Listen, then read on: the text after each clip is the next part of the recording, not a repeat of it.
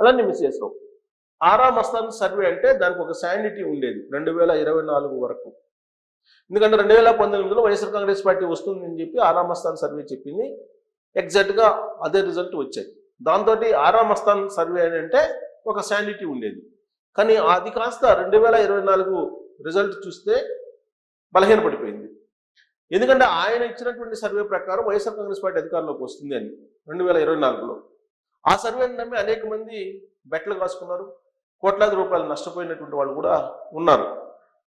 ఇదంతా పక్కన పెట్టి ఇప్పుడు తాజాగా ఆరా మస్తాన్ చేసినటువంటి వ్యాఖ్యలు అని చెప్పి ట్విట్టర్లో తిరుగుతూ ఉన్నాయి. కాకపోతే అవి ఆయన చేసినటువంటి వ్యాఖ్యల కాదా అనేది ధృవీకరించాల్సి ఉంది.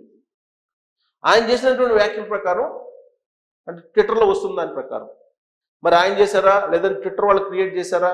ట్విట్టర్ హ్యాండిల్స్లో కొన్నిట్లు తిరుగుతోంది నేను చెప్పేటువంటి న్యూస్ ఏంటంటే వైఎస్ఆర్ కాంగ్రెస్ పార్టీ ఆంధ్రప్రదేశ్లో బలహీనంగా ఉంది. ఒక 60 స్థానాల్లో మినహా మిగిలినటువంటి స్థానాల్లో ఎక్కడ కూడా సంస్థాగతంగా బలంగా లేదు. లీడర్లు కూడా నాన్ సీరియస్గా ఉన్నారు.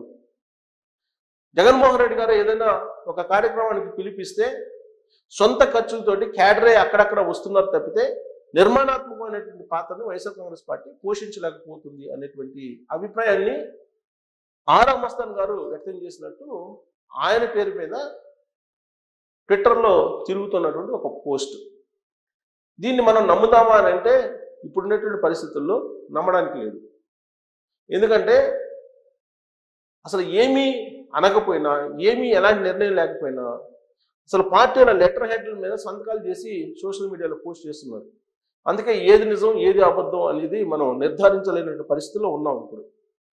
ఇప్పుడు ఆరా మస్తాన్ పేరుతోటి ఇది తిరుగుతుంది. ఈ ఆరా మస్తాన్ ఇటీవల వచ్చినటువంటి ఒక సర్వేని ఫేక్ సర్వే అన్నాడు అనేది కూడా దాంట్లో ఉన్నటువంటి మ్యాటర్. ఈ మధ్యకాలంలో ఒక సర్వే వచ్చింది, హైదరాబాద్ ఐఐటిఎన్స్ చేసినటువంటి సర్వే అని. హైదరాబాద్ ఐఐటిఎన్స్ కాదు చేసింది, ఇది ఆల్రెడీ వైఎస్ఆర్ కాంగ్రెస్ పార్టీకి సంబంధించినటువంటి సింపథైజర్ ఒక అతను చేసినటువంటి సర్వే.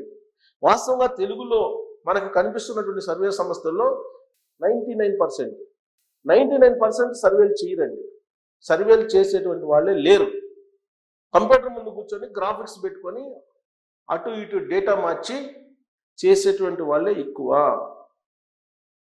చాలామంది ఇదంతా కూడా చాలా చాణక్యంగా వ్యవహరిస్తూ ఉంటారు. ఎందుకనంటే వాళ్ళకి డబ్బులు కావాలి. కంప్యూటర్స్లో ఒక గ్రాఫిక్స్ తీసుకెళ్తారు. గ్రాఫిక్స్ తీసుకెళ్ళి ప్రస్తుతం ఉన్నటువంటి మూడు ఏంటి అనేది కొంచెం ఇంచుమించుగా తెలిసిపోతుంది ఎవరికైనా. దానికి అనుగుణంగా ఈ గ్రాఫిక్స్ని తయారు చేసి ఓటింగ్ పర్సంటేజ్ని తయారు చేసి ఇస్తూ ఉంటారు. అలాంటి వాళ్ళే 99% మన తెలుగులో ఉండేటువంటి సర్వే సంస్థలు. ఈవెన్ నేషనల్గా ఉండేటువంటి సర్వే సంస్థలు కూడా ఎగ్జాక్ట్గా ఇచ్చినటువంటి దాఖలాలు లేవు.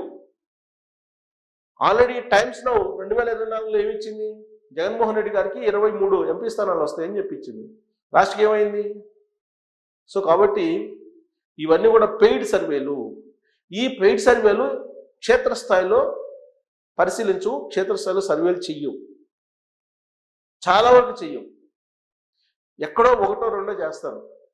ఎందుకంటే ఎగ్జాక్ట్ సర్వే చేయాలంటే చాలా ఖర్చుతో కూడుకున్నటువంటి పని. ఆ ఖర్చు పెట్టి సర్వే చేసే అంత ప్యాషన్ ఎవరికి ఉండదు, దాదాపు ఎవరికి ఉండదు. అందుకే పార్టీలకు అనుగుణంగా కొన్ని సందర్భాల్లో ఈ సర్వేలని గ్రాఫిక్స్ రూపంలో కంప్యూటర్లు ఇచ్చేసి ఆ పార్టీల నుంచి ఎంతో కొంత డబ్బు తీసుకుంటూ ఉంటారు. అందుకే వాటిని ఫేక్ సర్వేలు అంటుంటారు. ఇప్పుడు తాజాగా 2-3 రోజుల క్రితం వచ్చినటువంటి సర్వే కూడా fake survey. IITians, Hyderabad IITians అని చెప్పి ఇచ్చారు. నిజంగా హైదరాబాద్ ఐఐటిఎన్స్ కేసు వేస్తే ఆ సర్వే సంస్థ భారీగా జరిమానా చెల్లించాల్సి వస్తుంది. దానికి కారణం ఏంటంటే ఐఐటి స్టూడెంట్స్కి ఉన్నటువంటి క్రెడిబిలిటీని ఈ సర్వే సంస్థలు దెబ్బతీస్తూ ఉన్నాయి. వాస్తవంగా ఆ సర్వే సంస్థ పేరు సాక్షి పేరుతో ఉంటుంది. అది జగన్మోహన్ రెడ్డి గారికి అనుకూలమైనటువంటి సర్వే. ఒకే ఒక్కసారి ఆ సర్వే సంస్థ కొంత అనుకూలంగా లేదంటే కొంత దగ్గరగా వాస్తవ రిజల్ట్ దగ్గరగా సర్వే చేసింది. అది ఎప్పుడు 2019లో. ఆ తర్వాత అనేక రాష్ట్రాల సర్వే అని చెప్పి అనేక సందర్భాల్లో వీళ్ళు విడుదల చేశారు. బీహార్ విడుదల చేశారు, అలాగే రాజస్థాన్, బీహార్, మధ్యప్రదేశ్, పంజాబ్, ఇలా అనేక రాష్ట్రాలకు సంబంధించినటువంటి సర్వేలని IITNs పేరుతో విడుదల చేసింది ఆ సంస్థ. ఏ ఒక్కటి కరెక్ట్ కాల. మహారాష్ట్రది కూడా చేశారు, అది కరెక్ట్ కాల. రీసెంట్గా బీహార్ది కరెక్ట్ కాల. కాబట్టి ఆ సర్వే అనేది ఫేక్ అని చెప్పి ఆరా మస్తాన్ చెప్తున్నట్టు ఆరా మస్తాన్ పేరుతో ఇప్పుడు ట్విట్టర్ హ్యాండిల్లో తిరుగుతుంది. సాధారణంగా ఆరా మస్తాన్ ఇంకొక సర్వే ఫేక్ అని చెప్పి అనరు, కానీ అన్నట్టుగా ఒక టెక్స్ట్ సోషల్ మీడియాలో వైరల్ అవుతుంది. అందుకే నేను అంది, ఆరా మస్తాన్ గారికి ఎంతో కొంత సర్వేల్లో ఒక చర్చ నడుస్తుంటుంది కాబట్టి ఆయన పేరు మీద ఆయన వ్యాఖ్యానించినట్టు ఇటీవల వచ్చినటువంటి సర్వే ఫేక్ అని చెప్పి తిరుగుతున్నటువంటి ఒక పోస్టు. కానీ అది వాస్తవా కాదనేది ఆయనే చెప్పాలి. బట్ ప్రత్యర్థి పార్టీల ట్విట్టర్ హ్యాండిల్స్లో మాత్రం బాగా తిరుగుతుంది, వైరల్ అవుతుంది ఆ పోస్ట్.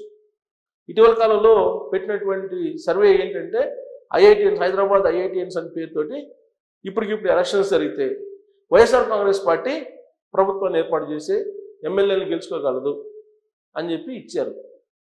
అది సాధ్యమా ఇప్పుడున్నటువంటి పరిస్థితుల్లో? అసలు ఇప్పటికిప్పుడు ఎలక్షన్స్ ఎందుకు వస్తాయి? పబ్లిక్ మూడు అలా ఉందని ఎలా డిసైడ్ చేస్తారు అనేది ఒక క్వశ్చన్. ఇప్పుడు ఎందుకు రిలీజ్ చేశారు ఆ సర్వేని అంటే, లోకల్ బాడీ ఎలక్షన్స్ సమీప భవిష్యత్తులో ఉన్నాయి కాబట్టి అక్టోబర్లో దానికి కొంత బూస్టప్ ఇవ్వడానికి వైఎస్ఆర్ కాంగ్రెస్ పార్టీకి ఈ సర్వేని విడుదల చేశారు. అది పెయిడ్ సర్వే, చేసినటువంటి సర్వే కాదు, కంప్యూటర్ గ్రాఫిక్స్ తోటి చేసినటువంటి సర్వే అని చెప్పి, ఫేక్ సర్వే అని చెప్పి ఆరా మస్తాన్ గారు అన్నట్టుగా ఆయన పేరు మీద ట్విట్టర్ హ్యాండిల్స్లో తిరుగుతుంది. సో ఇది ఆరా మస్తాన్ చేసినటువంటి కామెంట్స్ అని నేనైతే అనుకోలేను. మరి ఆరా మస్తాన్ కామెంట్స్ చేశారని చెప్పి ఆయన పేరు మీద తిరుగుతుంది. ఇది నమ్మడానికి లేదు. అలాగే ఏ సర్వేని నమ్మడానికి లేదు. 99% వస్తున్నటువంటి సర్వేలని నమ్మడానికి లేదు. ఇవన్నీ పెయిడ్ సర్వేస్. ఇదంతా చాణక్యం, సర్వే సంస్థల చాణక్యం. ఆ చాణక్యాన్ని కంప్యూటర్లో ప్రదర్శించి ఆ పార్టీల దగ్గర నుంచి ఎంతో కొంత డబ్బులు తీసుకొని ప్రజల్ని తప్పుదోవ పట్టించేటువంటి సర్వేలే. ఈ సర్వేలు అయితే ఫేక్. ఇది మరి ఆరా మస్తాన్ అన్నారా అనలేదా అనేది పక్కన పెడితే సర్వేలు అయితే ఫేక్ అని చెప్పి అనొచ్చు. దాని మీద మీరు కామెంట్ చేయండి. Thank you.